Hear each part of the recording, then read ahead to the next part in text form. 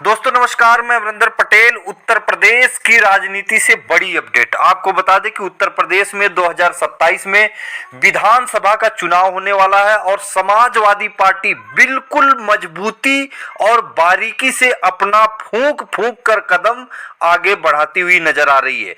आपको बता दूं कि जो कि लखनऊ समाजवादी पार्टी कार्यालय में अखिलेश यादव के सामने 9 सीटों का आज जो है कि जत्था रखा गया।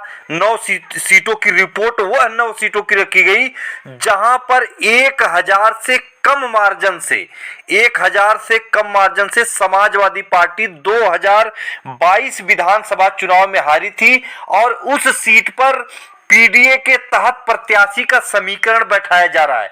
यह 1000 से कम वाली 9 सीटें वह है जहां पर भारतीय जनता पार्टी समाजवादी पार्टी से जीत गई थी।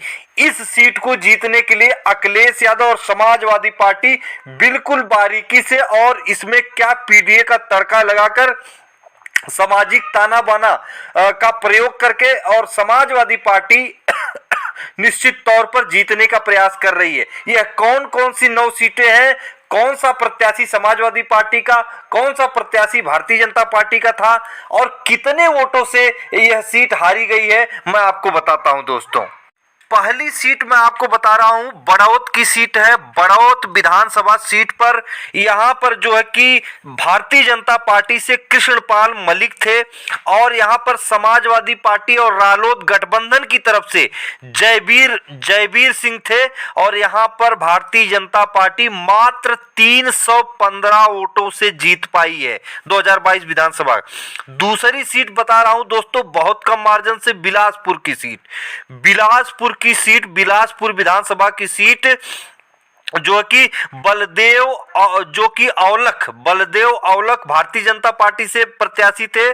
अमरजीत सिंह जो है समाजवादी पार्टी से प्रत्याशी थे और यहां पर भारतीय जनता पार्टी के बलदेव औलख समाजवादी पार्टी के अमरजीत सिंह से 307 वोटों से मात्र जीत पाए हैं। आपको बता दें इसी तरह जो कि धामपुर विधानसभा सीट की बात करें तो धामपुर विधानसभा सीट पर अशोक राणा भारतीय जनता पार्टी से और आप दूसरा जो आपको बता दूं कि उल हसन जो है कि सपा से थे, मुस्लिम कैंडिडेट थे, लेकिन यहां पर 203 वोटों से अशोक राणा बीजेपी के जीत गए। बात करते हैं अगली जो सीट है वह है दिबियापुर सीट की बात करें तो यहां पर समाजवादी पार्टी के प्रत्याशी जो है कि जीत गए थे और भारतीय जनता पार्टी से जो कि सिंह राजपूत बीजेपी से थे और प्रदीप यादव जो है समाजवादी पार्टी से थे। तो यहां पर समाजवादी पार्टी 473 वोटों से जीती है। तो इस पर प्रदीप यादव समाजवादी पार्टी से थे। इस सीट पर भी मंथन हो रहा है कि प्रत्याशी क्या बदला जाए या प्रत्याशी फिर जीत हासिल कर सकता है। समाजवादी पार्टी इस पर भी मंथन कर रही है। आपको बता दें कि अगली सीट जो है कि कटरा विधानसभा की है। कटरा विधानसभा पर भयंकर टक्कर हुई थी दोस्तों। यह सीट भारतीय जनता पार्टी ने जीती लेकिन 357 वोटों से। कटरा विधानसभा सीट पर भारतीय जनता पार्टी से जो प्रत्याशी थे 2022 में वीर विक्रम सिंह और समाजवादी पार्टी से राजेश यादव प्रत्याशी थे दोस्तों। राजेश यादव प्रत्याशी समाजवादी पार्टी से थे और यह सीट जो है भारतीय जनता पार्टी ने 357 वोटों से जीत गई। इसी तरह आपको बता दें कि कुर्सी विधानसभा सीट की बात करते हैं। कुर्सी विधानसभा सीट पर भी कांटे की टक्कर चली थी जो कि सकेंद्र प्रताप बीजेपी से थे और जो कि समाजवादी पार्टी से राकेश वर्मा थे। राकेश वर्मा बहुत कड़ी टक्कर दिए, इनका फिर टिकट इनको दिया जाएगा समाजवादी पार्टी से और यह 217 वोटों से मात्र हारे थे राकेश वर्मा। इसी तरह बात करते हैं अगली सीट मुरादाबाद नगर की है दोस्तों। यहाँ पर भारतीय जनता पार्टी ने रितेश गुप्ता को उतारा था और समाजवादी पार्टी ने यहाँ पर मुस्लिम कैंडिडेट दिया था यूसुफ अंसारी और जो कि भारतीय जनता पार्टी ने 782 वोटों से मात्र यह सीट जीत पाई।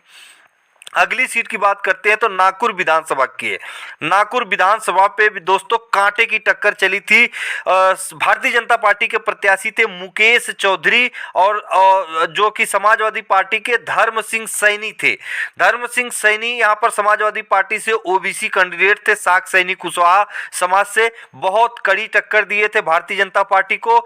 यहाँ पर भारतीय जनता पार्टी मात्र 315 वोटों से जीत पाई और धर्म सिंह सैनी का जो टिकट फिर से रिपीट किया जाएगा वो भयंकर तैयारी लगातार 5 साल तक करते रहे दोस्तों।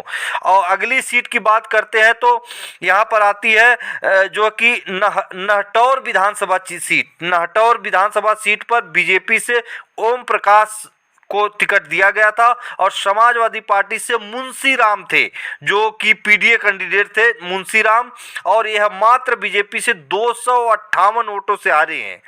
अगली सीट की बात करते हैं दोस्तों, ये पूर्वांचल की सीट है शाहगंज विधानसभा सीट की। शाहगंज विधानसभा सीट पर जो कि रमेश निषाद पार्टी से रमेश को उतारा गया था और यहाँ पर जो कि शैलेंद्र यादव को समाजवादी पार्टी से उतारा गया था। 719 वोटों से निषाद पार्टी से जो कि शैलेंद्र यादव समाजवादी पार्टी के कैंडिडेट हार गए थे। तो इसलिए जो है कि दोस्तों यहाँ पर यह 9 सीटें ऐसी हैं कि 9 के 9 प्रत्याशियों का जो कि बताया जा रहा है कि टिकट को फिर रिपीट किया जाएगा, क्योंकि भयंकर टक्कर दिए थे ये प्रत्याशी।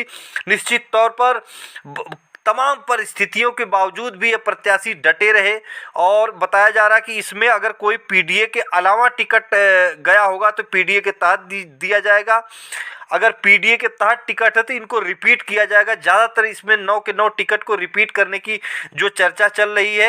1-2 टिकट इधर उधर हो सकता है, लेकिन बाकी ये 9 के 9 टिकट जो है कि रिपीट किए जाएंगे। चाहे आपको 9 की 9 सीटों की बात जो मैंने बताया कि 1000 कम वोटों के मार्जिन से हारी हुई सीट है, लेकिन अखिलेश यादव और समाजवादी पार्टी का जो कि दल है, पदाधिकारी हैं जो इस पर पूरी तरह से नज़र बनाए हुए हैं एक एक सीटों की, वह सबका मानना है कि इन सीटों पर रिपीट किया जाएगा। इनको जो कि 5 साल तक जो प्रत्याशी मेहनत किया है हारने के बावजूद, इन 9 के 9 सीटों पर रिपीट किया जाएगा। हो सकता है 1-2 में बदलाव हो जाए, लेकिन ज़्यादातर रिपीट की बात बताई जा रही है, क्योंकि सारे प्रत्याशी जो हारे थे 1000 से कम पूरी मेहनत 5 साल तक किए हैं, समाजवादी पार्टी से जुड़े रहे, पीडीए जो है कि पंचाल अपना आयोजित करते रहे। तो निश्चित तौर पर बहुत बड़ा ये जो कि समाजवादी पार्टी का ऐलान है। फिर मिलेंगे अगली वीडियो में, तब तक के लिए नमस्कार।